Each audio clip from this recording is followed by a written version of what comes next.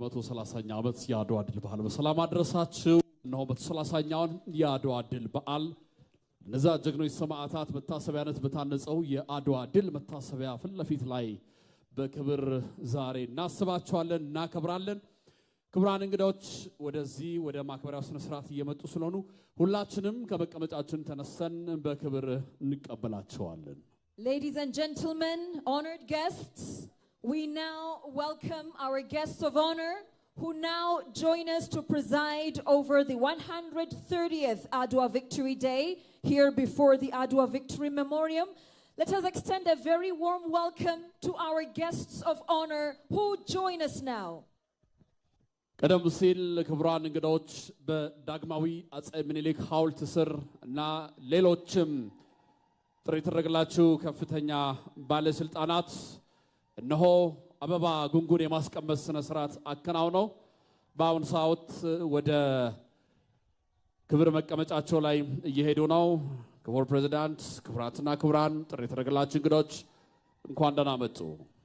Ladies and gentlemen, our honored guest now, His Excellency Taye Atqasillase, the President of the Federal Democratic Republic of Ethiopia, accompanied by other high-level guests, will now proceed to lay a wreath of flowers in solemn tribute to the heroic martyrs of Adwa.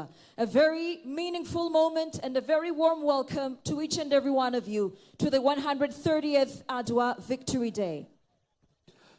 በዳግማዊ አጼ ምኒልክ ሐውልት ስር የቀድሞ ኢትዮጵያ ጥንታዊት ጀግኖች አርበኞች ፕሬዝዳንት አባላት ከፍተኛ የጦር መኮንኖች በመሆን በፌደራል ፖሊስ ማርሽ ባንድ አጃቢነት በክብር የአበባ ጉንጉን የማስቀመጥ ስነ ስርዓት ተከናውነው አሁን እዚህ ደርሰዋል። ክቡር ፕሬዝዳንት በክቡር ፊልድ ማርሻል በክብርት ከንቲባችንና በክብርት የመከላከያ ሚኒስትር የክብር አቀባበል እየተደረገላቸው ነው።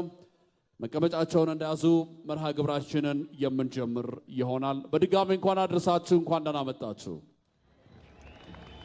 A glorious past, radiant horizon is the theme of the 130th Adwa Victory Day. Our guests of honor have joined us to preside over this historic and grand celebration. Our honored guests are receiving a ceremonial welcome